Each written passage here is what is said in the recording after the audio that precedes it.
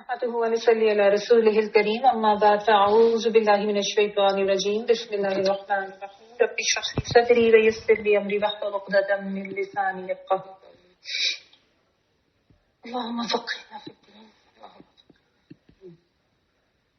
اچھا ٹھیک ہے، اسٹارٹ کرتے ہیں اپنا لیکچر. ہم نے آج آیت نمبر 30 جو ہے یہاں سے اسٹارٹ کرنا ہے.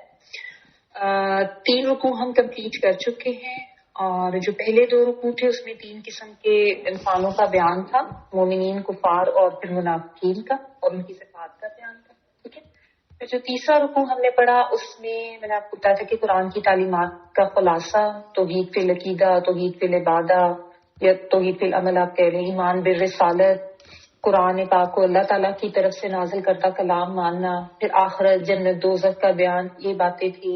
پھر یہ کہ اس سے وہی ہدایت پائیں گے جو جن کے دل میں خیر ہے اور جو خالص نیت کے ساتھ اس کو پڑھتے ہیں.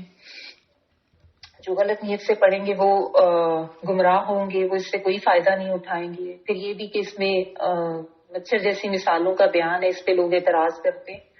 تو اللہ تعالیٰ تو کسی بھی طریقے سے مثال دے کے سمجھا سکتے ہیں، کہ چھوٹی ہو یا بڑی چیز ہو. تو یہ ساری چیزیں ہم نے پڑھی. اور یہ جو پچھلا 3rd رکوع تھا اس میں یا ایھا الناس کہہ کے بات کی گئی تھی، سب کو مخاطب کیا گیا تھا، اور اللہ تعالیٰ کا خالق اور مالک ہونا بتا کر انسان کو یہ سمجھایا گیا تھا کہ اس سے مقصود یہی ہے اور اس پہ لازم یہی ہے کہ اس نے اللہ تعالیٰ کی بندگی کرنی.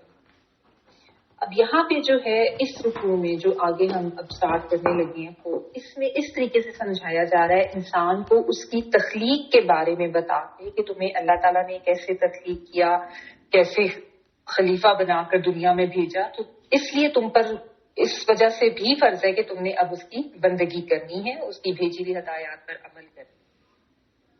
ٹھیک ہے. تو اب جو رکوع ہم پڑھنے جا رہے ہیں اس میں اس کو قصہ آدم اور ابلیس کہا جاتا ہے، اور اس قصے کا بیان جو ہے کافی جگہوں پہ قرآن پاک میں آیا ہے. مختلف جگہوں پہ قصے کی مختلف تفصیلات بتائی گئی ہیں، ہر جگہ پہ پوری ڈیٹیلز نہیں بتائی گئی. کچھ اس میں ہے، کچھ اس سے پہلے جو صورتیں نازل ہو چکی تھی ان میں بتا دی گئی. ٹھیک ہے. تو بہرحال یہ مشہور قصہ ہے اور اس کو ہم پڑھتے ہیں، لیکن اس کے بارے میں کچھ غلط چیزیں بھی لوگوں میں مشہور ہیں. تو ہم دیکھتے ہیں کہ ایکچوئل قصہ کیا ہے، اور جو کہ ہمیں اللہ تعالیٰ نے خود بتایا ہے قرآن. اس کو جاننا ضروری ہے، بہت اہم ہے، کیونکہ انسان جب تک اپنی اصل، اپنی تخلیق یا اپنے آغاز سے صحیح طریقے سے واقف نہیں ہوگا نا، تو وہ صحیح طریقے سے ہدایت پر آ نہیں سکتا کہ اللہ تعالیٰ نے کیسے اس کو فضیلت دی اور کیسے اس کو تخلیق کیا. کیونکہ جب تک بنیاد ہی صحیح نہیں ہوگی تو خالق اور مخلوق کا جو بنیادی رشتہ ہے اس کانسیپٹ کو انسان نہیں سمجھے گا تو کیسے ہدایت پائے گا. اسی وجہ سے لوگ جو غلط عقائد کی طرف چلے گئے نا، اس چیز کو نہ جاننے کی وجہ سے، یہ جو غلط نظریات، ڈارون تھیوری وغیرہ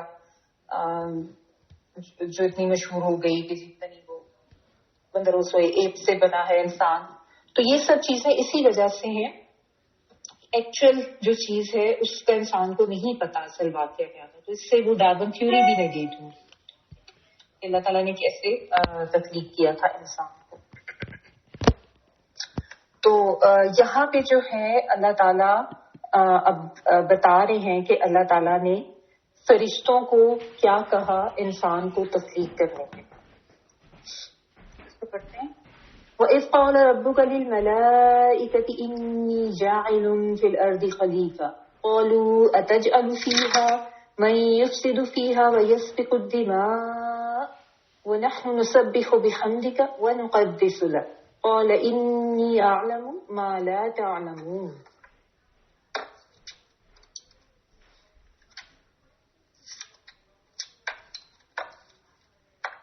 اور جب تیرے رب نے فرشتوں سے کہا کہ میں زمین میں خلیفہ بنانے والا ہوں، تو انہوں نے کہا ایسے شخص کو آپ کیوں پیدا کرتے جو زمین میں فساد کرے اور خون بہائے، اور ہم تیری تسبیح، حمد اور پاکی بیان کرنے والے ہیں. اللہ تعالیٰ نے فرمایا جو میں جانتا ہوں تم نہیں. اور از جب قولا کہا ربک رب نے تیرے، کاف زبر کا سنگل تم کے لیے آتا ہے، تو یہاں پہ کا سے مراد جو ہے وہ نبی صلی اللہ علیہ وسلم. اور جب کہا تیرے رب نے للملائکتی لیے فرشتوں کے، لامز لی لیے کے لیے آتا ہے، اور ملائکہ جو ہے یہ فرشتوں کے لیے مین نام کا. ٹھیک ہے، فرشتے جو ہے وہ اللہ تعالیٰ کی نوری مخلوق ہے. انی، بے شک میں، یہ انا اور چھوٹی یہ سے مل کر بنتا ہے. انا کہتے ہیں بے شک کو، اور چھوٹی یہ جو ہے وہ میں کے لیے آتا ہے. ہم پڑھتے ہیں ربی زدنی، زیادہ کر دے مجھ کو، تو چھوٹی یہ جو ہے وہ میں یا مجھ کو اس کے لیے آتا ہے. تو انی بے شک میں، جاعلم، جعلا جو ہے یہ بنانے کے لیے آتا ہے، جیم عین اور لام ہی اس کا روٹ ورڈ ہے. فل اردی، ارض جو ہے وہ زمین کو کہتے ہیں، اور فی میں کے لیے آتا ہے زمین میں. خلیفہ، خلیفہ خا لام اور فا. خلف جو ہے وہ پیچھے کے لیے بھی آتا ہے. ٹھیک ہے، اور خلیفہ ویسے جو ہے وہ جانشین یا نائب اس کے لیے بھی آتا ہے. میں بھی آگے لکھتا ہوں. قالو، انہوں نے کہا، انہوں نے کہا فرشتوں نے کہا. انہوں نے کیا کہا؟ تجعلو، جو ہے وہ کیا کے لیے آتا ہے حرف استفہام. تجعلو میں تے جو ہے وہ تم کے لیے ہے، اور جعلا بنانے کے معنوں میں ہے. تو تے تم کے معنوں میں آتا ہے والا. تجعلو تم بنائے گا، فی ہا اس میں، ہاں سے مراد زمین.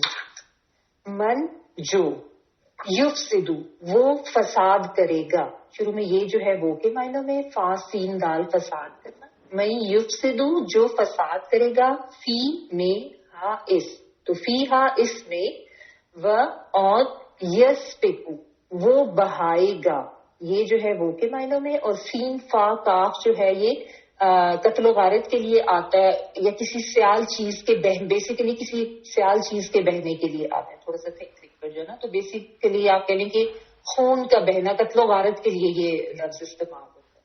صفاق کا ورڈ ہم اردو میں. اور الدماء جو ہے دال میم واو اس کا روٹ ورڈ ہے، یہ خون کے لیے. وَيَسْفِكُ الدِّمَاءَ اور وہ بہائے گا خون. ٹھیک ہے، یعنی خون خرابہ کرے گا، قتل و غارت کرے گا، غارت گری کرے گا. وہ اور نحنو بھی ہم کے لیے آتا ہے، جیسے میں نے آپ کو کہا نون الف لام بھی ہم کے لیے آتا ہے. وَنَحْنُ اور ہم، نُسَبِّحُ ہم تسبیح کرتے ہیں. نون ہم کے لیے ہے، اور سبح جو ہے یہ تسبیح کے لیے آتا ہے. جو ایکچوئل سین با خا سبا کا جو معنی ہے وہ پانی یا ہوا میں تیزی سے گزرنا، تیرنا، فلوٹ کرنا، اس معنوں میں. اور جو چیز اللہ تعالیٰ کی تسبیح کیسے پھر اس سے مراد ہے، آپ دیکھیں کہ جو چیز فلوٹ کرتی ہے وہ اپنی پوزیشن برقرار رکھتی ہے. میں نے شاید آپ کو پہلے بھی بتایا تھا. تو جب ہم تسبیح کرتے ہیں تو ہم اللہ تعالیٰ کا وہ جو ایک بلند مقام ہے، جو مرتبہ ہے، ہم اس کو بیان کرتے ہیں، جو اللہ تعالیٰ کی ذات کے شایان شان، ہم اس کو اسی مقام پر رکھتے ہیں، اس کو وہی عزت دیتے ہیں، وہی تعظیم دیتے ہیں جو اس کے مقام کے تحت اس کا حق بنتا ہے. ورنہ شرک کرنا اللہ تعالیٰ کو اس کی ڈیو رسپیکٹ یا اس کی وہ تعظیم یا اس کا وہ مقام نہ دینے کے مترادف ہے. اس طرح سے ریلیٹ ہوتا ہے یہ ورڈ تسبیح کے بارے میں، جو میں آپ کو بتا رہی ہوں کہ تیزی سے پانی یا ہوا میں تیرنا، گزرنا. گھوڑے کی تیز رفتاری کے لیے بھی یہ لفظ آتا ہے آگے. نسبحو ہم تسبیح کر رہے ہیں، بحمدک ساتھ حمد کے تیری، یا تیری تعریف کے ساتھ. واضح بھی ساتھ، حمد تعریف شکر دونوں معنوں میں، اور کا تیری یعنی اللہ تعالیٰ کو ہے. و اور نقدس ہم پاکی بیان کرتے ہیں. نون ونس اگین ہم کے معنوں میں، اور قاف دال اور سین قدس مقدس تقدیس اس معنوں میں آتا ہے، ہولی کے معنوں میں. ٹھیک ہے، تو ہم پاکی بیان کرتے ہیں کا لیے تیرے. ٹھیک ہے، تیرے کے لیے، لام زبر لیے کے لیے. قال فرمایا، یعنی اللہ تعالیٰ نے فرمایا، انی بے شک میں، اعلم میں جانتا ہوں. اس میں الف جو ہے آتا ہے والا میں کے معنی میں، اور این لام میم جاننا یا علم. میں جانتا ہوں ماں جو لا نہیں تعلمون تم جانتے، یعنی جو نہیں تم جانتے، میں وہ جانتا ہوں جو تم نہیں جانتے. تعلمون میں تے تم والا آتا ہے والا تم کے معنی میں. این لام میم اس کا روٹ ورڈ ہے علم، اور واو نون جو ہے وہ پلورل کے لیے. تو ہوا یہ کہ اللہ تعالیٰ نے جو ہے انسان کو یعنی آدم علیہ السلام جو تھے ان کو مٹی سے تخلیق کیا، ٹھیک ہے، اور یہاں پہ جو مٹی سے تخلیق ہونا اس کی ڈیٹیلز نہیں ہے، وہ آگے کسی جگہ پہ بیان ہوگی. یہاں پہ بس اتنا ہے کہ اللہ تعالیٰ نے مٹی سے حضرت آدم علیہ السلام کو تخلیق کیا اور اس کے بعد فرشتوں کے سامنے اپنی جو تخلیق تھی اس کو پیش کیا، تاکہ وہ ایک طرح سے مطلب مینٹلی پریپیئر بھی ہو جائیں کہ ایک اہم ایک خاص واقعہ رونما ہونے والا ہے، اور پھر یہ بھی کہ انسان کی جو قدر و اہمیت ہے، جو اس کی فضیلت ہے، اس کو بھی وہ جانا. اب فرشتے جو ہیں انہوں نے آگے سے یہ کہا کہ یا اللہ آپ ایسی مخلوق کیوں بنا رہے ہیں جو کہ زمین میں فساد کرے گی اور جو خون بہائے گی. ٹھیک ہے، یہ بات اس کے بارے میں دو رائے ہیں کہ فرشتوں نے یہ بات کیوں کہی. ایک تو یہ کہ اس سے پہلے اللہ تعالیٰ نے جنات جو ہیں ان کو پیدا کیا ہوا تھا اور وہ دنیا میں آباد کیے تھے، لیکن بہت سرکشی کرتے تھے اور بہت زیادہ نافرمانی کرتے تھے. پھر اللہ تعالیٰ کے حکم سے فرشتوں نے ان کو وہاں سے ہٹایا اور اب جو ہے اللہ تعالیٰ انسان کو وہاں پہ بھیج رہے ہیں. اور دوسری رائے یہ بھی ہے کہ خلیفہ کا جو ورڈ اللہ تعالیٰ نے استعمال کیا تھا اس کی وجہ سے فرشتے جو ہیں وہ یہ سمجھ گئے تھے کہ کوئی ایسی ہی مخلوق ہے جس کو کوئی اختیارات دیے جائے. جنات کے لیے کو خلیفہ کا ورڈ کبھی نہیں آیا. خلیفہ جو ہے جیسا میں نے آپ کو بتایا کہ پیچھے آنا مراد ہوتا ہے، یعنی انسان چلے جاتے ہیں اور ان کی جگہ دوسرے آ جاتے ہیں نا، ایک قوم چلی گئی دوسری آ گئی، والدین چلے جاتے ہیں ان کی جگہ بچے لے لیتے ہیں جگہ، پھر اسی طرح چلتا ہے.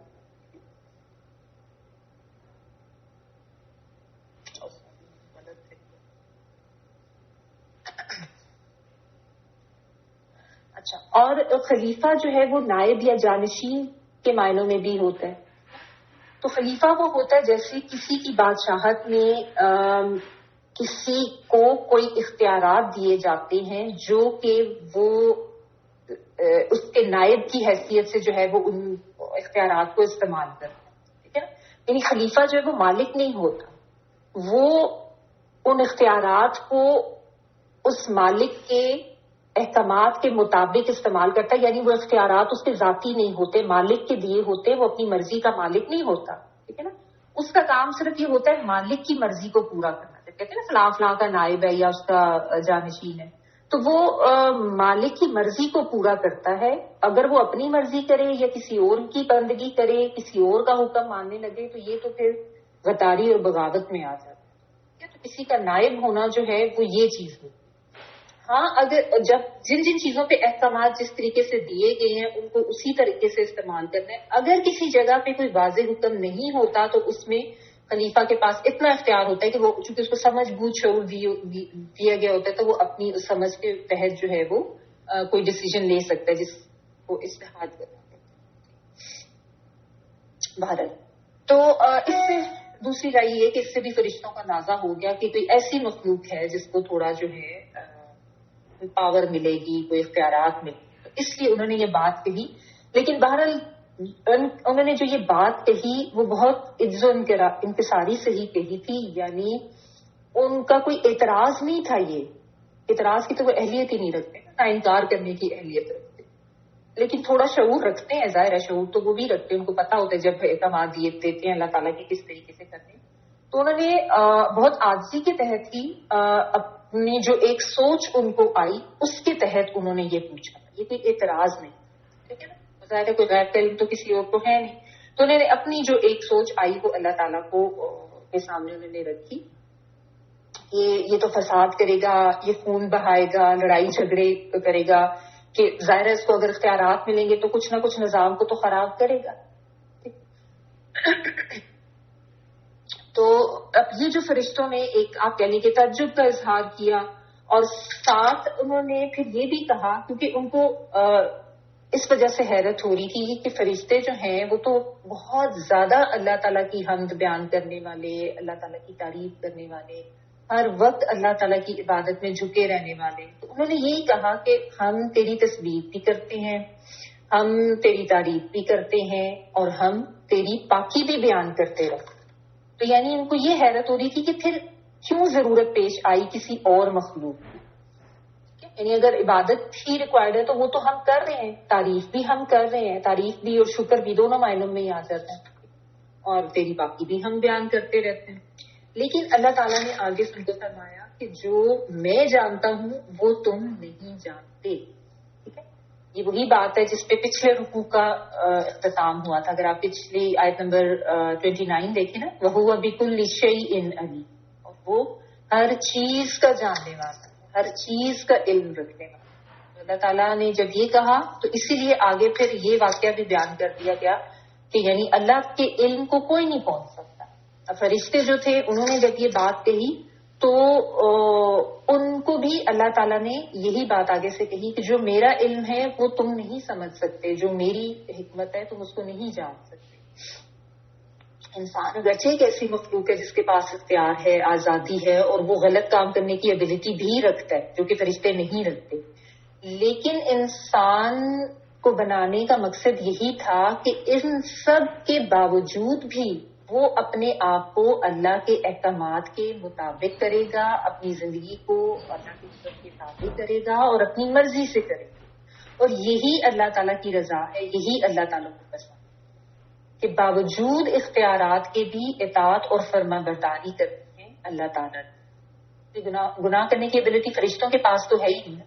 ٹھیک ہے, تو انسان بنا کے ایک ایسی مخلوق اللہ تعالیٰ پیدا کرنے جا رہے تھے جو کہ اختیارات رکھتی ہے, لیکن اس کے باوجود بھی اس سے یہ مقصود تھا کہ وہ اللہ کی بندگی کرے, جس کے لیے اللہ تعالیٰ نے پھر آگے بندوبست بھی کیا, ظاہر ہدایات بھی دی, اور پھر اس کے مطابق پھر انسان کو چھوڑا کہ اب اپنی مرضی سے وہ اللہ کی بندگی کرے.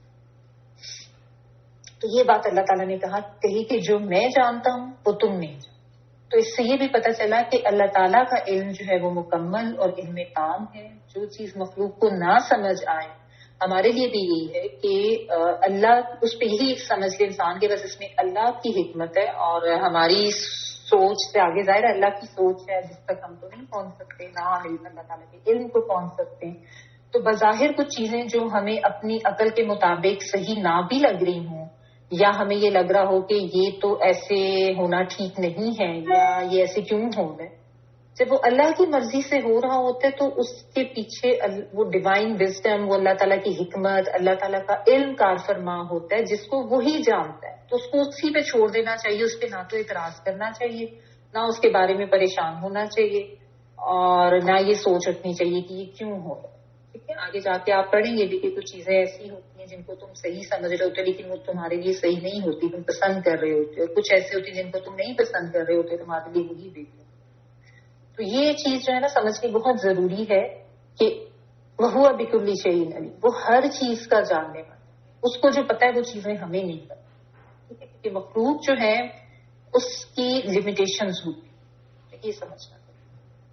پھر وَعَلَّمَ آدَمَ الْأَسْمَاءَ كُلَّهَا ثُمَّ عَرَضَهُمْ عَلَى الْمَلَائِكَةِ فَقَالَ أَنبِئُونِي بِأَسْمَاءِ هَؤُلَاءِ إِن كُنتُمْ صَادِقِينَ.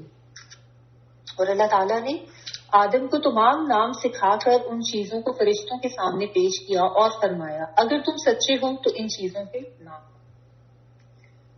اور علمہ, اس نے سکھایا, عین لام میم اور اوپر تشدید آ گئی. علامہ کا مطلب ہوتا ہے کسی دوسرے کو سکھانا. اگر تعلمہ ہو تو وہ خود سیکھنے کے معنی میں آتا ہے, اگر تے آ جائے, اور علامہ ہم دوسرے کو سکھانا.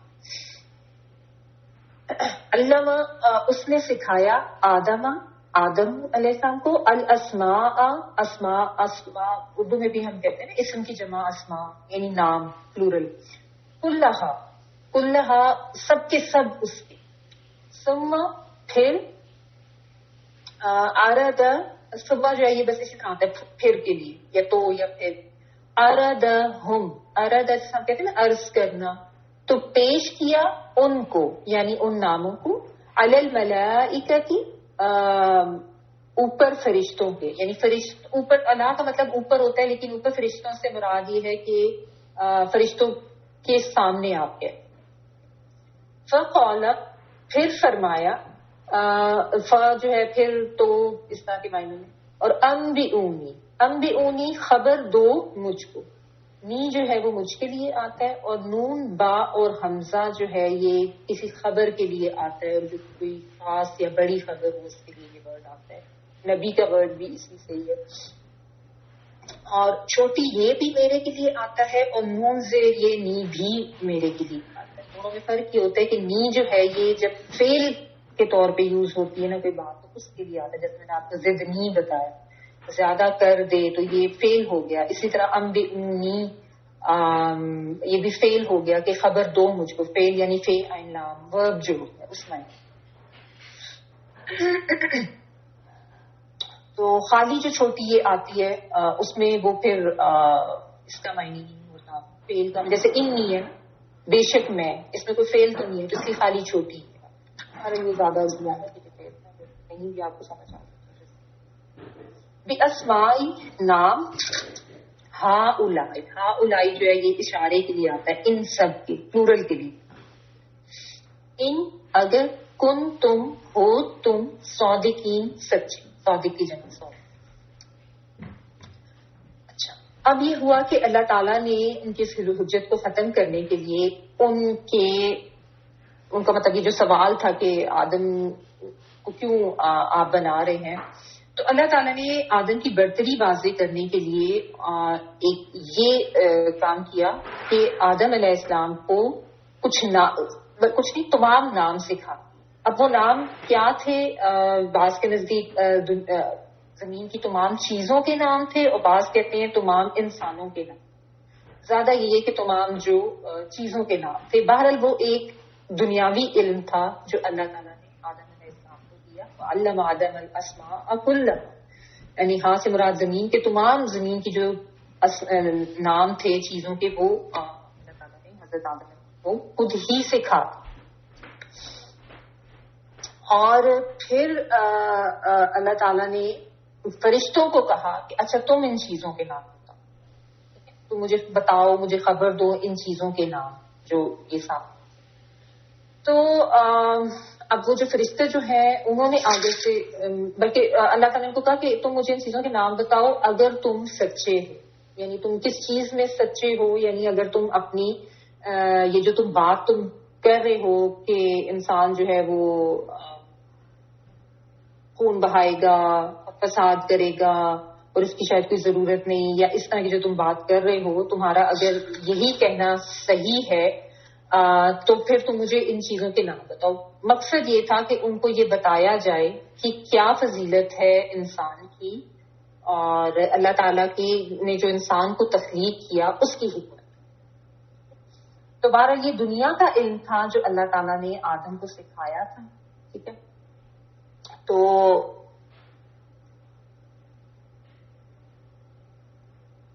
اچھا اس کے بعد یہ ہوا جب اللہ تعالیٰ نے یہ بات ان کو کہی تو انہوں نے آگے سے کیا کہا؟ فرشتوں نے کہا قالوا سبحانک لا علم لنا الا ما علمتنا انک انت العلیم الحکیم. سب نے کہا اے اللہ تیری ذات پاک ہے, ہمیں تو صرف اتنا ہی علم ہے جتنا تو نے ہمیں سکھا رکھا ہے, بے شک تو ہی بہت زیادہ علم رکھنے والا ہے اور بہت زیادہ حکمت والا. قالوا انہوں نے کہا سبحانک پاک ہے تو, سبحان پاک ہونا اور کا تو, ٹھیک ہے, یہ فولان کے وزن پہ یعنی بہت زیادہ پاک ہے تو, لا نہیں, علم کوئی علم, لنا لیے ہمارے, الا مگر, ما جو, علمتنا سکھا دیا تو نے ہم کو. علم سکھانا, تا تو نے, نون الف نا ہم کو, علمتنا سکھا دیا تو نے ہم کو, نون الف نا ہم. انکا بے شک تو, انت تو ہی, العلیم علیم جو ہے علم سے ہی ہے اور علیم فعیل کے وزن پہ ہے یعنی بہت زیادہ. میں نے آپ کو بتایا عربی میں اوزان ہوتے ہیں تو فعیل کے وزن پہ علیم بھی ہے, حکیم بھی ہے, رحیم بھی ہے, تو سب میں بہت زیادہ کا مفہوم ہوتا ہے. ڈرامیٹک جو ٹرمز میں بولتی ہوں اگر نہیں سمجھ آتی, مشکل لگتی ہیں تو اس میں کوئی پریشان ہونے کی ضرورت نہیں ہے. ظاہر ہے اگر کسی نے گرامر نہیں پڑھی گی تو اس کو نہیں پتا چلے گا. Over the period of time آپ ریپیٹڈلی میرے سے سن کے اس کو سیکھ جائیں گے, سو اس میں کوئی ایسی پرابلم نہیں. تو علیم بہت زیادہ علم رکھنے والا اور الحکیم بہت زیادہ حکمت والا. تو یہ آگے سے فرشتوں نے کہا. تو فرشتوں نے یہ کہا کہ اے اللہ ہمارا تو کوئی علم نہیں ہے سوائے اس کے جتنا کہ تو نے ہمیں سکھا. یعنی فرشتوں سے جب اللہ تعالیٰ نے پوچھا تو وہ کسی بھی چیز کا نام نہ بتا سکے, تو اب انہوں نے اقرار کر لیا کہ ہم تو وہی جانتے ہیں جو تو نے ہمیں سکھایا. یعنی انہیں یہ باور ہو گیا کہ یہ کوئی ایسی مخلوق ہے جو ہم سے علم میں بہت زیادہ ہے, یعنی کوئی فضیلت تو دی گئی ہے اس کو, تو اس کی کوئی ریزن بھی ہے, اور یہی اللہ تعالیٰ ان کو بتانا چاہتے ہیں. لیکن بہرحال ان کا انداز بیان جو ہے وہ ایک عبد والا, عبد ہی ہے نا, اللہ کے غلام ہے, اسی طرح کا تھا. کوئی فخر غرور کوئی حجت بازی نہیں تھی, اس چیز کو بھی سمجھنا. اور وہ اسی لیے فوراً ہی اللہ تعالیٰ کے علیم و حکیم ہونے کا اقرار کرے. اس سے بھی ان کی عاجزی پتہ چلتی ہے کہ اپنی کم علمی کا اقرار کرے. ٹھیک ہے نا. یعنی سمجھنے کی بات یہ ہے کہ انسان, ہمارے لیے اس میں کیا سبق ہے کہ اس چیز کا احساس رکھنا چاہیے کہ انسان جو ہے اس کو کتنا بھی علم آ جائے, بہرحال اللہ کے سامنے وہ عاجز ہی ہے. اللہ کے علم تک کوئی نہیں پہنچ سکتا, اللہ کی حکمتوں تک کوئی نہیں پہنچ سکتا. تو یہ نہیں کہ تھوڑا سا کسی چیز کے بارے میں کچھ جان لیا یا سمجھ لیا تو یہ سمجھ لیا کہ بس ہمیں تو بہت کچھ پتا ہے. فوق کل ذی علم علیم, ہر علم والے کے اوپر ایک علم والا ہے. یہ بھی اللہ تعالیٰ نے آگے بڑھے. تو ہر علم والے کے اوپر ایک علم ہے. تو کوئی بھی اپنے علم کے اوپر نہ تو کبھی فخر کرے, نہ یہ سمجھے کہ مجھے تو بہت زیادہ چیزوں کا پتا چل گیا, میں نے تو جی بڑا علم حاصل کر لیا, میرے پاس تو بڑی ڈگری ہے. نہیں, ہمیشہ عاجز ہوتے. تو یہاں پہ فرشتوں کی وہ جو عاجزی ہے وہ نظر آتی ہے. انہوں نے کہا کہ اللہ تعالیٰ ہمیں تو بس وہی علم ہے جو آپ نے ہمیں سکھایا, اس سے زیادہ ہم نہیں جانتے. فوراً اپنے کم علم ہونے کا اقرار کر. اور ابدیت جو ہے اس کا تقاضا بھی یہی کہ انسان عاجزی رکھے, انکساری رکھے, اور جہاں پہ نہیں کوئی چیز سمجھ آئی وہاں پہ اس چیز کا اقرار کر لے کہ میرا علم اتنا نہیں. بعض مفسرین نے مودودی صاحب رحمۃ اللہ علیہ نے یہ بھی کہا کہ ایسے لگتا ہے کہ جیسے فرشتوں کے پاس اپنے اپنے دائرہ کار کے مطابق ہی علم ہوتا ہے. یعنی ان کا کہنے کا مطلب ہے کہ جیسے ہوا چلانے والے جو ہیں فرشتے, ان کو پانی بارش اس کے بارے میں علم نہیں ہوتا, اینڈ وائس ورسا. لیکن انسان جو ہے, انسان کو ایک کمپلیٹ یا جامعیت کے ساتھ ہر چیز کا علم دیا گیا اور حاصل کرنے کی صلاحیت بھی بخشی گئی, اس کو شعور بھی دیا گیا. وہ غور و فکر کر کے, تدبر کر کے, اپنی اہلیت کو استعمال کر کے اور تجربات کر کے اپنے علم کو اور زیادہ بڑھانے کی صلاحیت ہے. یہ یعنی انسان کو جو ہے یہ فضیلت ہے. تو بہرحال اللہ تعالیٰ نے یہ ثابت کیا کہ اللہ تعالیٰ کی حکمت تھی آدم کو تخلیق کرنے میں. ٹھیک ہے. اور اللہ تعالیٰ نے انسان کو جو ہے وہ علم ایک ایسی چیز بھی ہے جس کی بنا پر فضیلت ہے. اچھا, پھر آگے فرشتے جو اس چیز کا بھی اقرار کر رہے ہیں, انا کا انت العلیم الحکیم, کہ یا اللہ تو ہی سب سے زیادہ علیم ہے اور تو ہی سب سے زیادہ حکیم. یہ چیز بھی ہم سب کو بھی یاد رکھنی ہے کہ اللہ تعالیٰ ہی سب سے بڑھ کے علم رکھتے ہیں اور اللہ تعالیٰ ہی سب سے بڑھ کے حکیم ہے. ہماری عقل, ہماری سوچ جتنی بھی اللہ تعالیٰ نے ہمیں دی ہے بہرحال وہ محدود. تو جہاں پہ جا کے ہمیں نہیں سمجھ آ رہی اللہ کے کسی کام کی حکمتوں, وہاں پہ پھر ہم یہی سمجھ لیں کہ اس سے آگے اللہ کی سوچ, اللہ کا علم اور اللہ کی حکمتیں جس کو ہم نہیں سمجھ سکتے. بظاہر اگر وہ ہمیں ٹھیک نہیں بھی لگ رہی تو ہم وہیں تک رہیں, اس پہ اعتراض نہ کریں, اور نہیں بھی سمجھ آ رہی تو اس کو اللہ کا فیصلہ سمجھ کے ایکسپٹ کریں. اللہ تعالیٰ نے یہ کیا ہے جس میں اللہ تعالیٰ کے علیم اور حکیم ہونے کی دلیل ہے, اور وہ اس کو ہم نہیں پہنچ سکتے. سب سے زیادہ علم اللہ تعالیٰ کا اور سب سے زیادہ حکیم بھی. یہ ہا کا مین جو ہے بمعنی حکیم بھی آتا ہے, یعنی حکمت, وزڈم, اور ہا کا مین بمعنی حاکم کے بھی آتا ہے, یعنی حکم تو صرف اللہ کا ہی چلتا ہے, حاکم تو سب سے بڑی ذات اللہ تعالیٰ کی.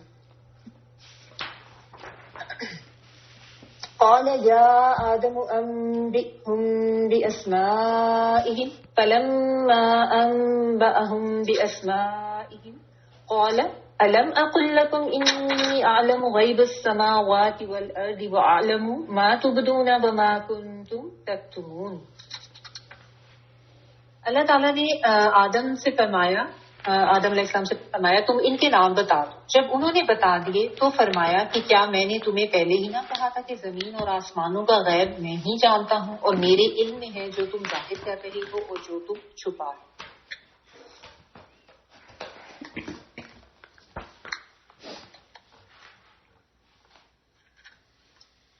قال فرمایا یا جو ہے حرف ندا ہے پکارنے کے لیے آتا ہے. یا آدم اے آدم انبئہم خبر دو ان کو. یہ امر کا صیغہ ہے یعنی حکم دیا جا رہا ہے. نون با حمزہ ہی اس کا روٹ ورڈ ہے جس کا مطلب ہوتا ہے خبر. انبئہم خبر دو ان کو یا بتاؤ ان کو جیسے ہم کہتے ہیں نا ٹیل دیم. باسمائہم نام ان کے. بعض بھی جو ہے یہاں ساتھ کو کے معنوں میں ہوتے ہیں. بعض کا بعض بھی کا ترجمہ نہیں بھی ہوتا تو اسما نام اور ہم ان کے یعنی خبر دو ان کو ناموں کی ان کے. ٹھیک ہے ان چیزوں. فلما پھر جب پھر لما جب انبأہم انہوں نے بتا دیا ان کو. انہوں نے یعنی آدم علیہ السلام نے خبر دے دی ان کو. ٹھیک ہے ان کو خبر دے دی فرشتوں کو یعنی ان کو بتا دیے وہ سارے نام کیونکہ اللہ تعالیٰ نے علم دے دیا تھا ان کا آدم علیہ السلام کو. باسمائہم نام ان کے. قال فرمایا کیا میں نے آپ کو بتایا تھا حمزہ زبر جو ہے یہ پوچھنے حرف استفہام بھی ہے یعنی پوچھنے کے معنوں میں بھی آتے. تو کیا لم نہیں کل یہاں پہ حمزہ جو ہے یہ آتائن والا یہ میں کے معنوں میں. ٹھیک ہے پہلے لم میں پوچھنے کے معنوں میں یہاں پہ آتائن میں کے معنوں. میں نے کہا تھا کل کہنا لیے تم سب کو لیے تمہارے یا تم سب کو. انی بے شک میں ان اور پلس چھوٹی ہے بے شک میں اعلم میں جانتا ہوں. غیبہ غیب السماواتی آسمانوں کے والارضی اور زمین یعنی میں آسمان اور زمین کے غیب جانتا ہوں. اور اعلم میں جانتا ہوں ماں جو تبدونا تم ظاہر کرتے ہو تم والا اور بعد آل واو جو ہے وہ ظاہر ہونا تو ہم کہتے ہیں واو نون پلورل کا ہے. تم ظاہر کرتے ہو اور ماں جو کن تم ہو تم تک تم چھپاتے ہو. کاف تے اور میم اس کا مطلب ہے کتما کا مطلب ہوتا ہے چھپا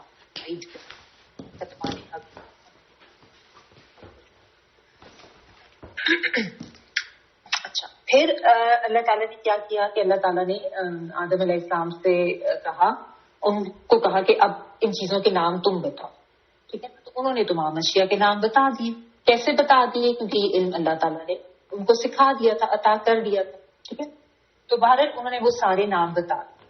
تو پھر اللہ تعالیٰ نے فرمایا کہ دیکھو فرشتوں کو کہا کہ اب تم سمجھ گئے ہو کہ آدم کو میں نے جو ہے صرف اختیارات ہی نہیں دیے یعنی اس کو علم بھی دیا.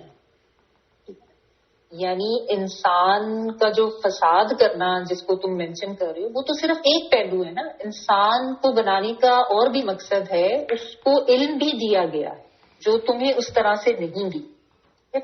اور پھر اللہ تعالیٰ نے اپنے علیم ہونے کو بھی واضح کیا ہے کہ آسمان اور زمین کے جو غیب ہیں ان کو میں جانتا ہوں. کوئی اور مخلوق اس تک پہنچ ہی نہیں سکتی کیونکہ مخلوق کوئی بھی ہوگی جتنا بھی اس کو علم دیا ہوگا بہرحال مخلوق کا علم محدود ہی ہوتا ہے.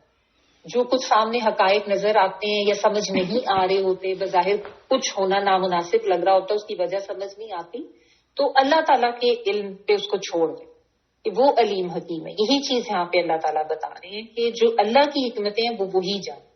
ٹھیک ہے تو اللہ تعالیٰ نے کہا کہ جو میں جانتا ہوں وہ تم نہیں جانتے. آسمان اور زمین کے غیب بھی میں ہی جانتا ہوں اور میں یہ بھی جانتا ہوں جو تم ظاہر کرتے ہو جو تم چھپاتے ہو.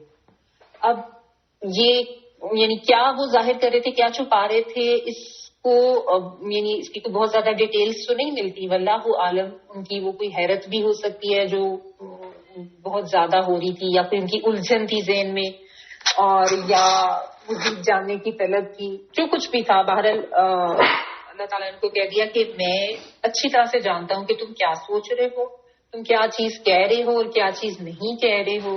ٹھیک ہے اب جو بھی یعنی تمہارا اعتراض ہے یا تم اس کو تمہاری الجھن ہے وٹ سو ایور اس کو اتنا یہ واضح نہیں ہے کہ وہ کیا چھپا رہے تھے. بہرحال اللہ عالم. تو اللہ تعالیٰ نے کہہ دیا کہ اللہ تعالیٰ نے بیسیکلی اپنا علیم و حکیم جو ہے اس کے ہونے کو بیان کرتی ہے. اچھا، اب اس میں جو ہے سمجھنے کی بات وہ یہ ہے کہ اللہ تعالیٰ نے جو علم دیا تھا آدم علیہ السلام وہ دنیا کا علم. اب یہاں پہ کوئی دین کے علم کی بات نہیں ہوئی.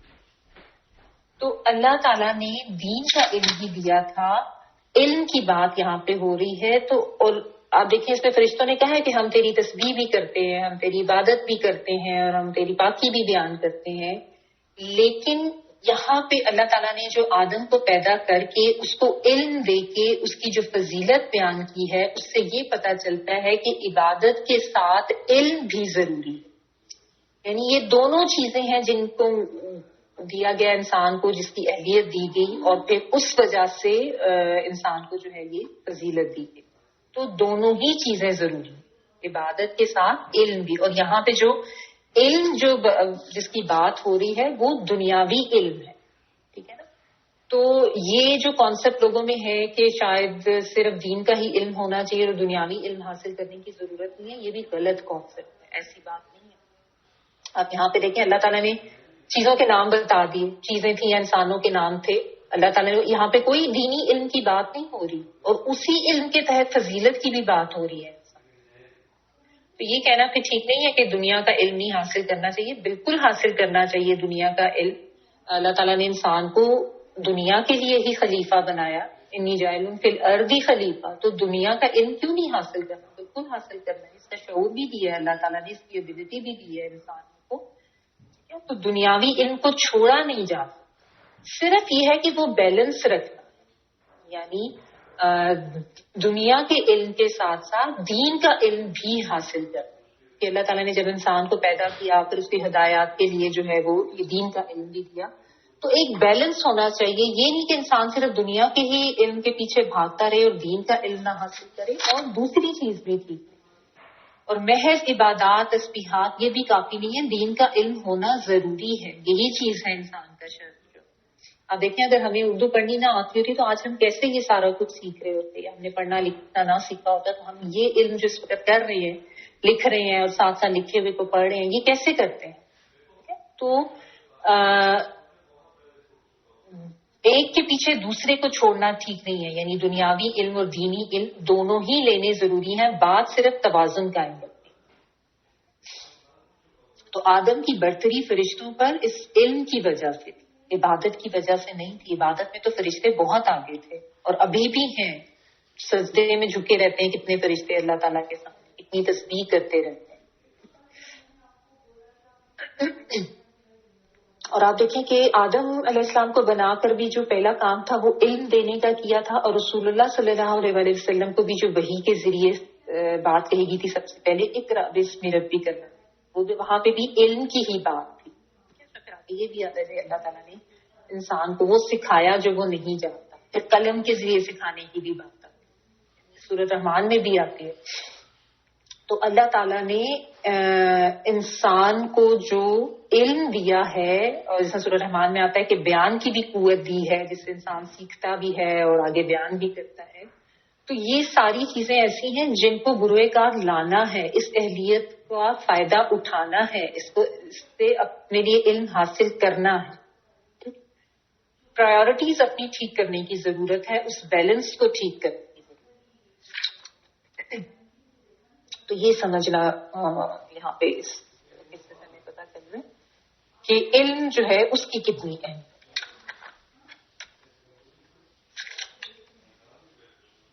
آگے دیکھیں,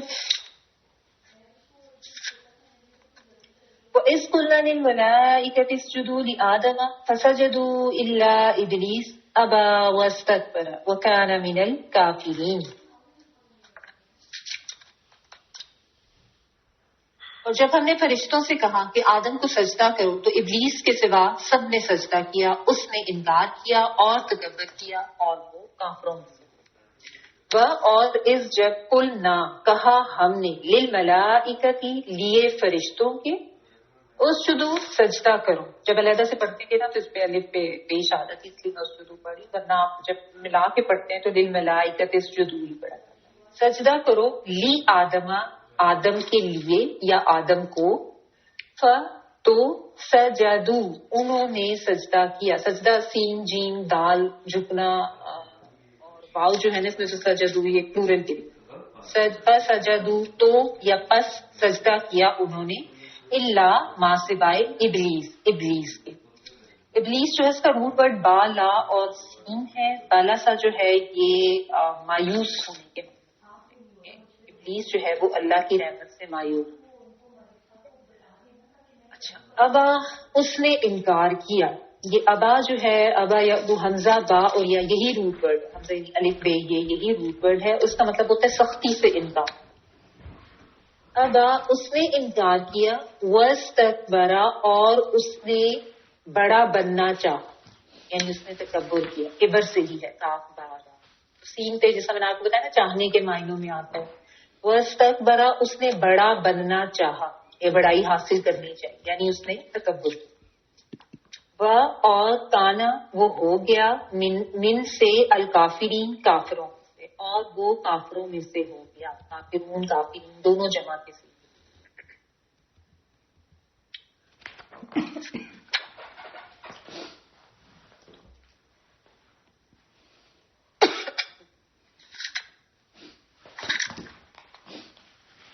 اچھا تو اللہ تعالیٰ نے اب یہاں پہ ایک حکم دیا فرشتوں کو اور وہ حکم یہ تھا کہ تم انسان کو سجدہ کرو. یہاں پہ اس چیز کی بات ہو رہی ہے کہ اللہ تعالیٰ نے فرشتوں کو کہا کہ تم آدم کو سجدہ کرو. یہ جو ہے یہ سجدہ تعظیمی تھا. ٹھیک ہے سجدہ عبادت نہیں تھا. سجدہ تعظیمی یعنی تعظیم کے ذریعے جھکنا. جو نبی صلی اللہ علیہ وسلم کی تو شریعت میں سجدہ تعظیمی بھی ختم کر دیا گیا لیکن ان سے پہلے یہ ہوتا تھا جس حضرت یوسف کے قصے میں بھی آتا ہے. بہرحال آگے پڑھیں گے. تو یہ سجدہ عبادت نہیں تھا سجدہ تعظیمی تھا جس کا مقصد یہ تھا کہ فرشتوں کو بتایا جائے کہ یہ ایک ایسی مخلوق ہے جس کی تمہارے اوپر فضیلت ہے اور وہ فضیلت جو ہے جو سامنے پڑی ہے علم کی بنا پہ ہے. اور بہرحال چونکہ یہ اللہ کے حکم کے تحت تھا نا یعنی حکم تو اللہ تعالیٰ دے رہے تھے تو بیسیکلی تو اللہ کے آگے جھکا جا رہا.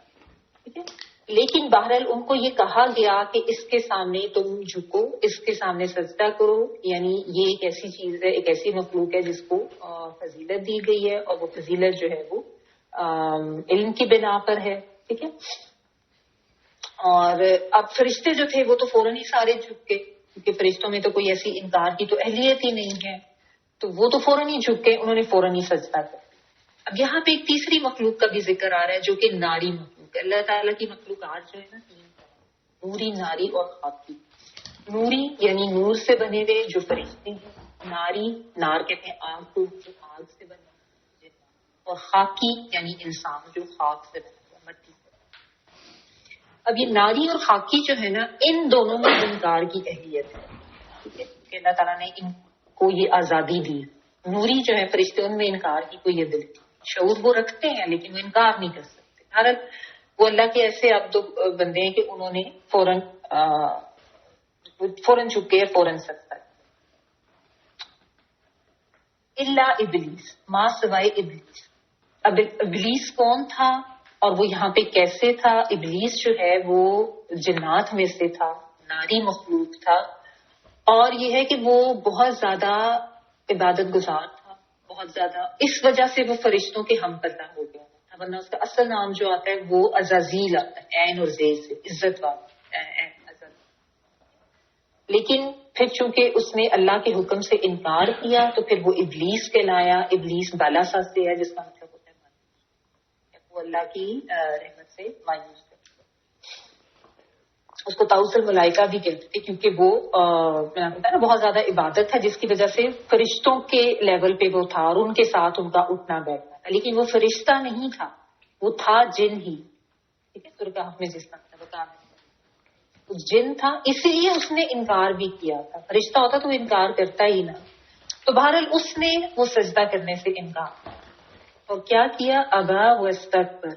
اللہ تعالیٰ نے جس وجہ سے اس نے انکار کیا تو اس کو یہاں پہ ایکسپلین کیا کہ اس نے انکار کیا کیوں. اس نے بڑا بننا چاہا اس نے تکبر کیا اس وجہ سے اس نے انکار کیا. وکان من الکافرین اور وہ کافروں میں سے ہو گیا. کفارہ انکار کر اور کفرہ جو ہے وہ ناشکری کے معنوں میں بھی. بہرحال وہ انکار کرنے والوں میں سے ہو گیا اور پھر اسی لیے وہ ابلیس بھی کہتا ہے. ابلیس جو ہے سخت نا امید، سخت نا امیدی سے غمگین ہونا.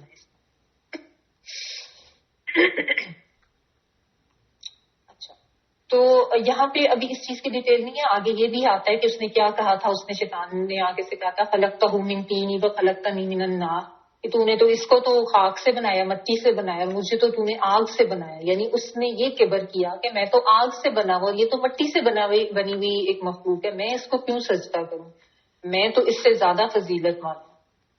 تو یعنی اس کو جو اپنا ایک بڑا ہونا تھا نا، اس احساس نے اس سے اللہ کے حکم عدولی کروائی. یہ چیز یہاں پہ سمجھنے میں کہ اس نے اپنے آپ کو بڑا سمجھا، وہ تکبر میں بھی پڑ گیا. ٹھیک ہے.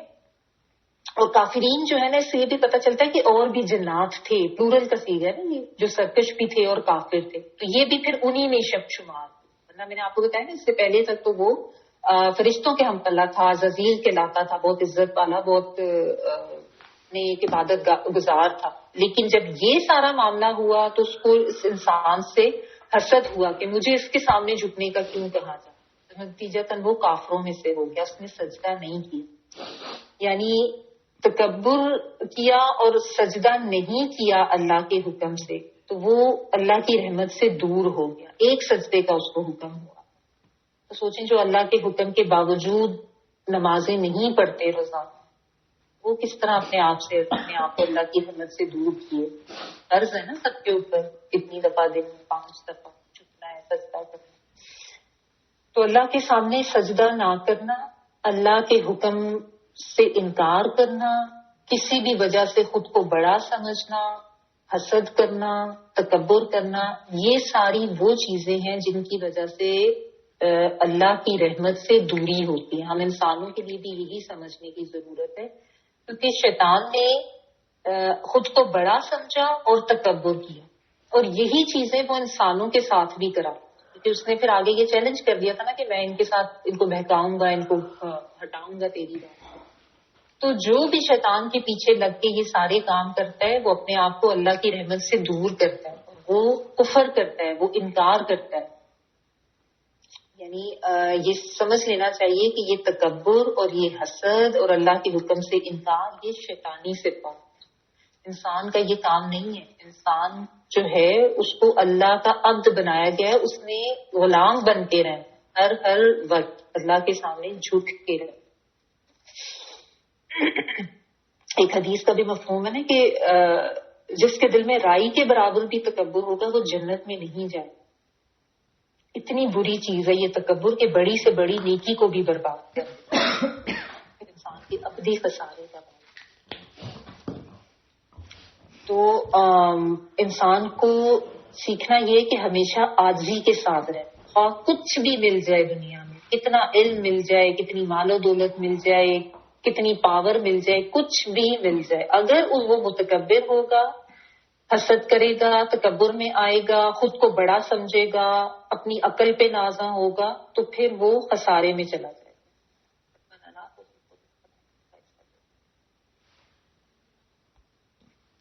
اور اللہ تعالیٰ کسی بھی وقت وہ چیز انسان سے چھین سکتے. جیسے ابھی فرشتے کو بھی جو ابلیس جو اس کو اتنی عزت ملی ہوئی تھی، اتنا اس کا مقام تھا، لیکن اس نے تکبر کیا، اللہ نے اس سے وہ ساری چیزیں چھین لی. اب اس کے بعد سے وہ ہمیشہ مردود ہی ہے، رد کیا ہوا، اللہ تعالیٰ کی غضب کا ہی شکار. تو سبق یہ ہے کہ تکبر خسارے کا باعث ہے، حسد بھی نقصان کا باعث ہے. پھر یہ کہ اللہ کے ہر حکم کی تعمیل کرنی ہے. اللہ کی حکم عدولی جو ہے وہ بڑا گناہ عظیم ہے. پھر اللہ کی شان میں گستاخی کرنا بھی سخت گناہ ہے. اللہ کا حکم نہ ماننا اللہ کی شان میں گستاخی کے بھی طرح دیتا ہے.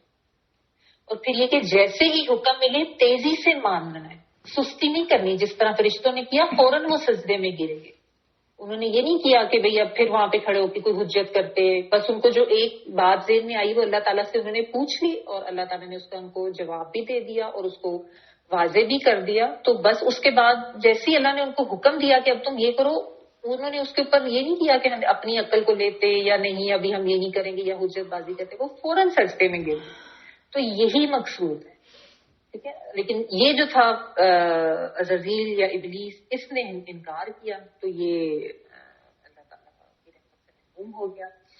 تو اللہ تعالیٰ کی کسی بھی نعمت پر تکبر نہیں کرنا، ہمیشہ شکر گزاری کی صفت رکھنی ہے اور ہمیشہ عاجز ہو کے، اور یہ کہ حسد نہیں کرنا کبھی بھی کسی سے.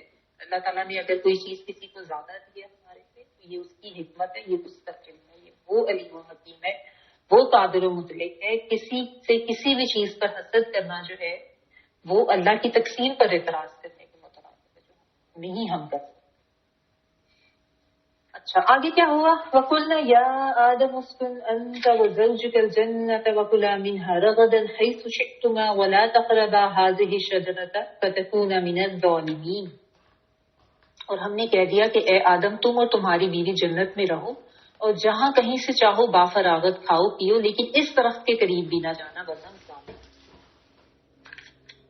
وَقُلْنَا اور کہا ہم نے، کل کہنا، نون لکھنا ہم، یا اے آدم اے آدم اسکن رہو، سکونت اختیار کرو، سین کاف نون، سکونت یعنی رہائش اختیار کرنا، رہنا. ٹھیک ہے. اور انتا تم اور زوجو کا زوج، یہاں ویسے تو میں آپ کو بتایا زوج کا مطلب جو ہوتا ہے وہ آتا ہے، لیکن یہاں پہ چونکہ اسپیسیفکلی آدم علیہ السلام کو بات کر کے مخاطب کیا جا رہا ہے تو اس لیے یہاں پہ زوج کا ترجمہ بیوی تمہاری، یہاں پہ الجنت جنت میں، جیم نون نون جس کا مطلب ہوتا ہے چھپا ہوا ہونا، اتنے گھنے درخت ہیں کہ اس کی زمین نظر نہیں آتی. وَكُلَا یہ الف کاف اور لام اس کا روٹ ورڈ ہے جس کا مطلب ہوتا ہے کھانا. اکلا کھانے کے لیے آتا ہے، اور اس میں کلا لام الف لا آ گیا نا تو یہ تسنیہ کا صیغہ، تسنیہ کہتے ہیں ڈوئل. عربی میں جو ہے نا، جیسا اردو اور انگلش میں تو ہم صرف واحد جمع یا سنگولر اور پلورل کہتے ہیں نا، لیکن عربی میں واحد اور جمع کے درمیان ایک تسنیہ کا بھی صیغہ ہوتا ہے. تسنیہ مینز ڈوئل. ٹھیک ہے. تو سنگل، ڈوئل اینڈ پلورل، یہ تین چیزیں عربی میں آتی ہیں. عربی میں صرف سنگل اور پلورل نہیں ہوتا، بیچ میں ایک ڈوئل کا بھی ہوتا ہے جو آپ کو کافی جگہوں پہ ملے گا. اور بالخصوص یہ جو آدم اور ابلیس کا قصہ ہے، اس میں یہ تسنیہ کا صیغہ، تسنیہ دو کو کہتے ہیں، یہ آپ کو کافی ملے گا. تو وَكُلَا اور دونوں کھاؤ، من ہا اس سے، ہا اس، من سے، رغدن، رغدن جو ہے را غین اور دال اس کا روٹ ورڈ ہے. اس کا ترجمہ آپ کے پاس لکھا ہوگا بافراغت. ٹھیک ہے. یعنی بافراغت مینس کہ جو پسند بھی ہو اور اچھی چیز جو کثرت میں بھی ہو اور پھر بآسانی میسر بھی ہو. ٹھیک ہے. یعنی وہ نعمت جس کو حاصل کرنے میں کوئی محنت بھی نہ کرنی پڑے، بآسانی میسر ہو، اور پھر وہ بہت کثیر تعداد میں بھی ہو، ختم ہونے والی نہ ہو، اور پسندیدہ بھی ہو. ٹھیک ہے. تو اس لیے یعنی آزادی سے، پسندیدگی سے جتنا مرضی کھاؤ، رغدن اس معنی میں. تو بافراغت جو ہے اس میں یہ سارے روٹ یہی ہے، راغ ہے. حیثو، حیثو کا مطلب ہوتا ہے جہاں سے. ٹھیک ہے. جیسے کہتے ہیں ویر ایور فرام. شئتما چاہو تم دونوں، شین یا حمزہ چاہ، شیئن والا، اور تما جو ہے یہ تم کا تسنیہ کا صیغہ ہے. تم جو ہے وہ پلورل ہے، تما جو ہے وہ ڈوئل کے لیے آتا ہے، جہاں سے چاہو تم دونوں. ولا اور نہ تقربا تم دونوں قریب جان. تم کے معنی میں قربا جو ہے قاف را با، قرب قریب ہونا، اور الف جو ہے تسنیہ کا صیغہ، تم دونوں قریب نہ جانا. حاضی اس الشجرہ کی، شجر کے درخت کے. فتکونا پس تم دونوں ہو جاؤ گے. پس تم، اور کونا جو ہے یہ پھر کانا، یہ سے کونا جو ہے وہ تسنیہ کا صیغہ، پس تم دونوں ہو جاؤ گے من الظالمین، ظالموں میں سے. اب ظالمین پلورل کریں یعنی اپنے اوپر ظلم.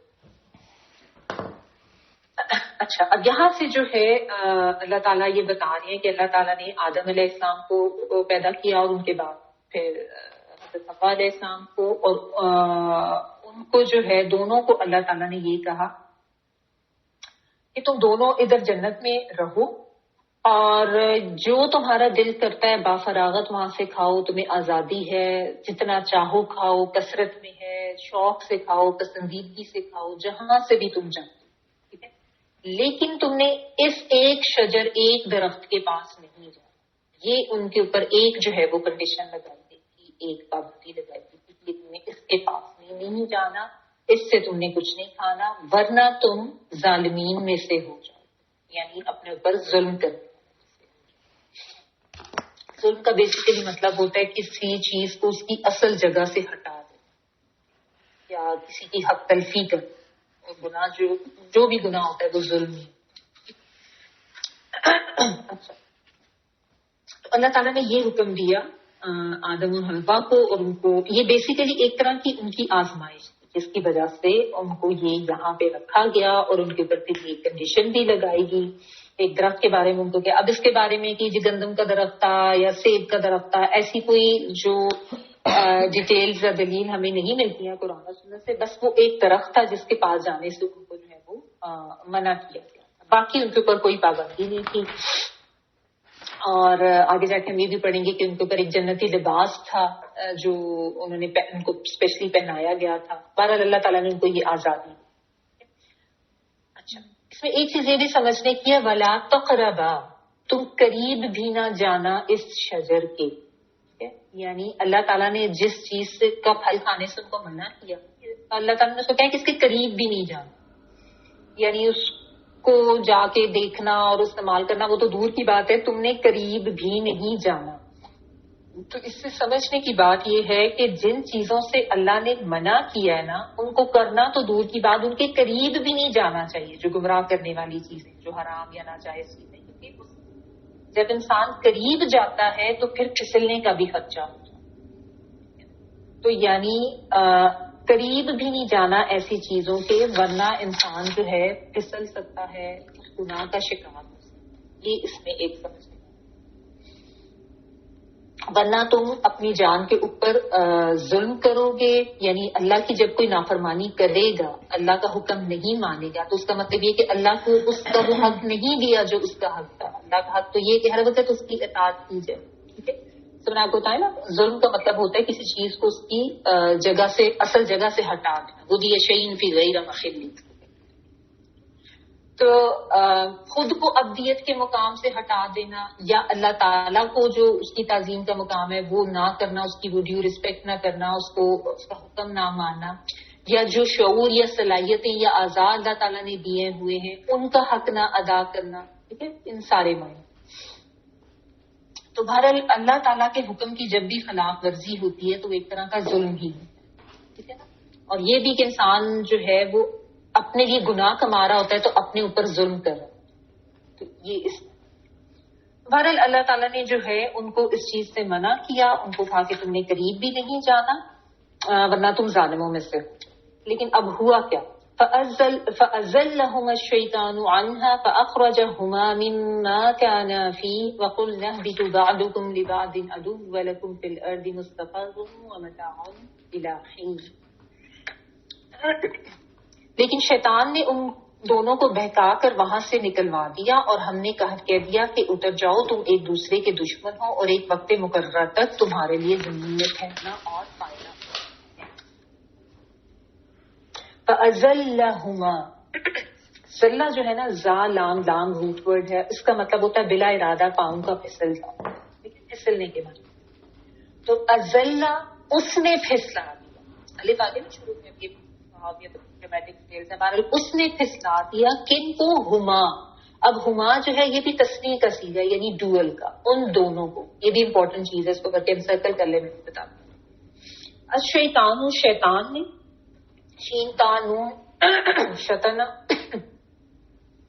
انہا، اس سے، فاخرجہما، پھر اس نے، خرجا ایگزٹ کرنا، نکالنا، اور اخرجا اس نے نکلوا دیا، ہما، ان دونوں کو، پھر ڈوئل کا صیغہ آ گیا، ما، اس میں سے جو، کانا، وہ تھے، فی ہی، اس میں، فی میں اور ہی اس۔ کانا جو ہے یہ بھی ڈوئل کا صیغہ، نون الف آ گیا، الف الف جہاں آ رہا ہے تو وہ تسنیہ۔ وقلنا، اور کہا ہم نے، نون الف نہ یہ ہم والا، اہبتو، حبوت جو ہے ہا با اور توئیں، اس کا مطلب ہوتا ہے اترنا، اور یہ اوپر سے نیچے آنا یا بلندی سے پستی کی طرف جبرن یا اترنے کے معنوں میں، مطلب اوپر سے نیچے آنا، اترنا، بس آپ یہ دیکھیں۔ ابوت جو ہے نا اوپر سے نیچے. تو اہبتو جو ہے یہ حکم یعنی امر کا سیغہ ہے کہ اتر جاؤ. بعدکم بعض تم میں سے، بعض جو ہے یہ اردو والا ہی بعض جو ہے نا سم آف یو. کم تم سب کے لیے آ رہا ہے. بعدکم لی بادن لیے بعض کے. ادو جو ہے وہ دشمن کے لیے. تو بعض کے دشمن ہے، تم میں سے بعض جو ہے وہ بعض کے دشمن ہے. اور عداوت ہوتا ہے نا اردو میں بھی ہم عداوت کہتے ہیں. اور لکم لیے تمہارے فل اردی زمین میں مستقرن جو ہے قاف را قرار پکڑنا یعنی کہیں پہ ٹھہرنے کے لیے. تو مستقرن کا مطلب ہوتا ہے ٹھکانا، ٹھیک ہے، یا ٹھہرنا. تو تمہارے لیے زمین میں ٹھہرنا ہے یا ٹھکانا ہے. و متاعن میم تا عین کوئی فائدے کی چیز، مال و متاع ہم کہتے ہیں اردو میں. تو متاعن فائدہ اٹھانا ہے. الا طرف ہینا جو ہے یہ ایک مدت یا ایک مقررہ ٹائم. ہینا جو ہے نا یہ ظرف زمان ہوتا ہے، یعنی زمانے یا وقت کے لیے. تو ایک مقررہ وقت تک یعنی تم نے یہاں پہ ٹھہرنا ہے اور ایک فائدہ.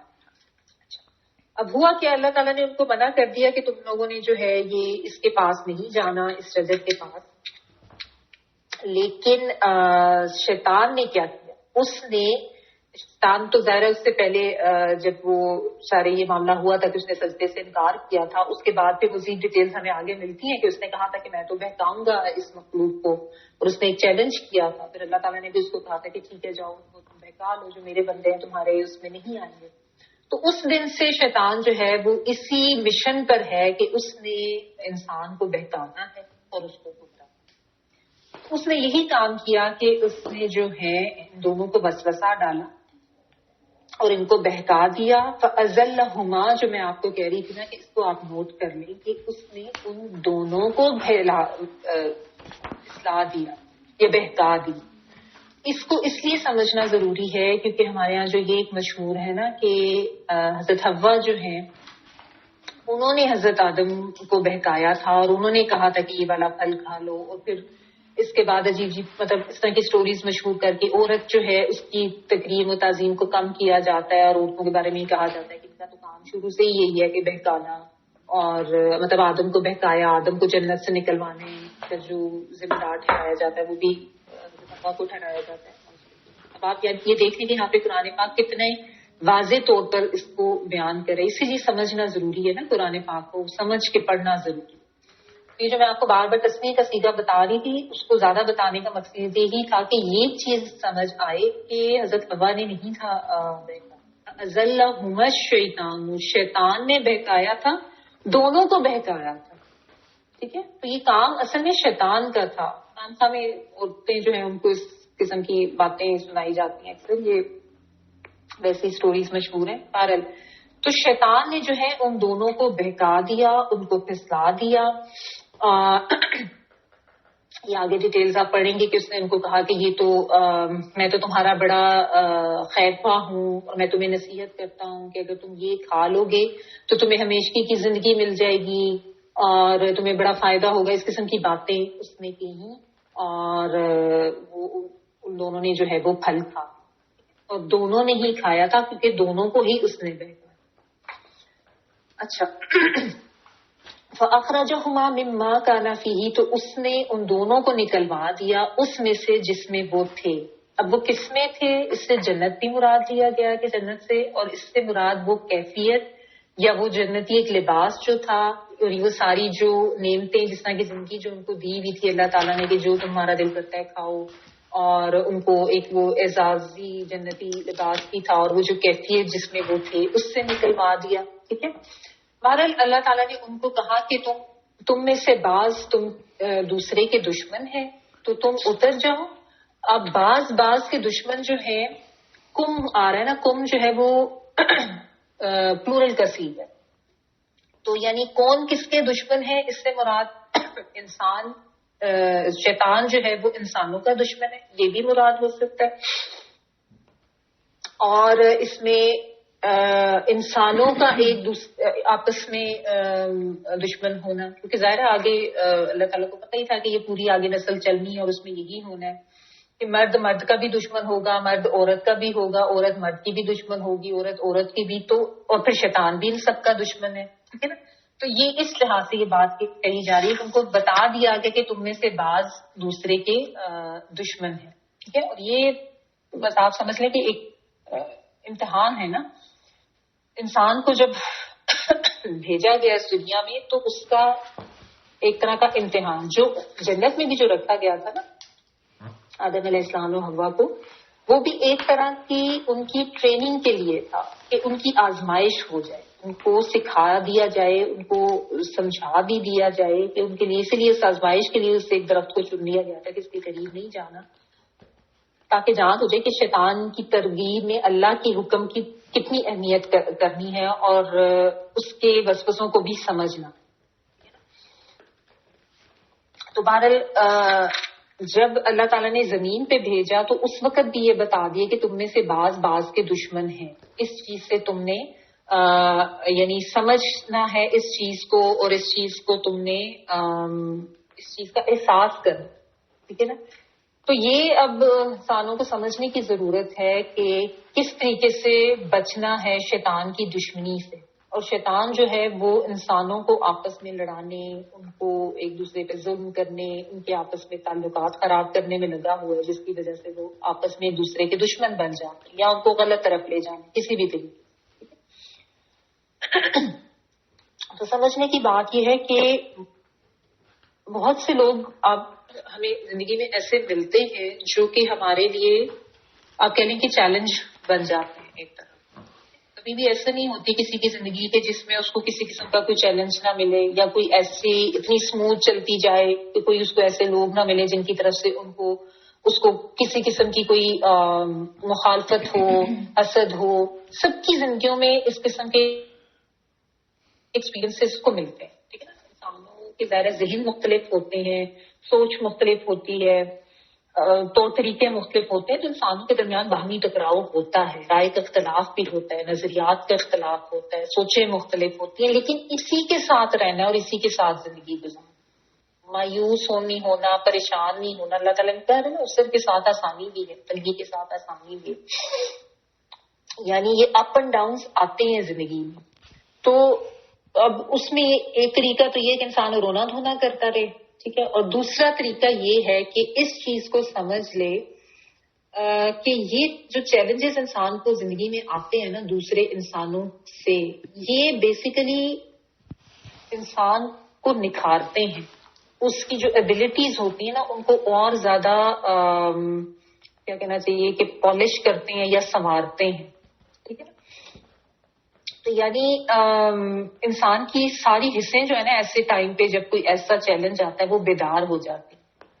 تو چیلنجز سے، مخالفت سے گھبرانا نہیں ہے، اور ان سے یعنی رونا دھونا نہیں کر دینا چاہیے، اور نہ ہی یہ کہ نیگیٹو لوگوں کے رسپانس میں ہم اپنا بھی جو اپنا آپ یا اپنا طریقہ جو ہے اس کو بھی نیگیٹو کر لیں، جوابی کارروائی کرنا شروع کر دیں، لڑنا جھگڑنا شروع کر دیں، یا ان کے غلط کا جواب ہم بھی غلط سے دینا شروع کر دیں. یہ نہیں کر.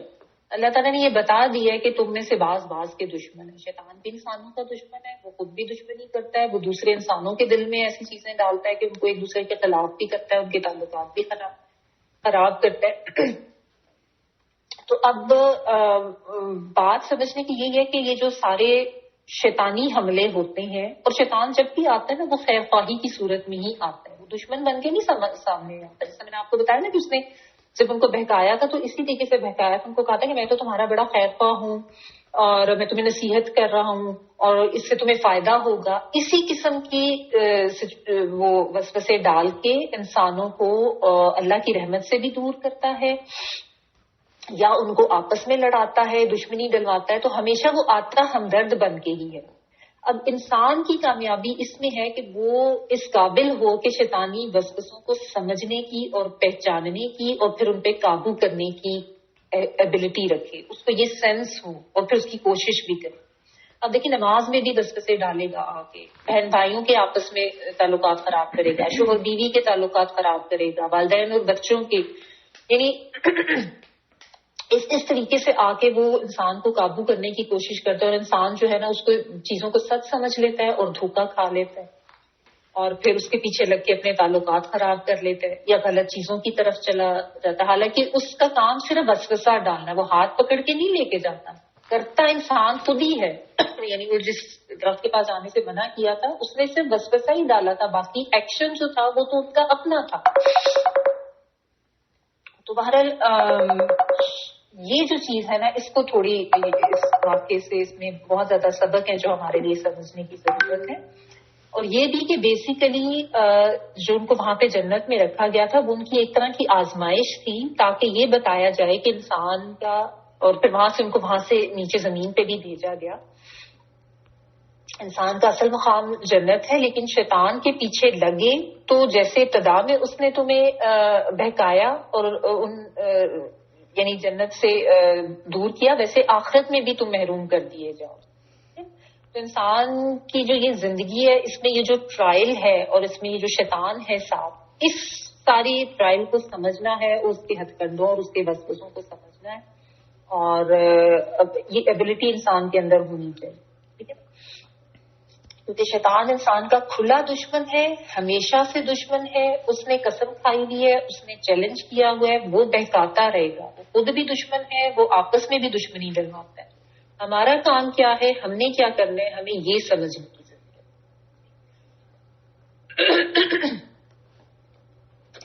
میری کوشش تو یہی تھی کہ یہ ختم ہو جاتا، لیکن اب ٹائم کافی ہو گیا. اس کو ہم کل انشاءاللہ کمپلیٹ بھی کریں گے اور آگے کل جو اسٹڈی بناتے ہیں کل کریں گے. آخر دعوانا الحمدللہ رب العالمین.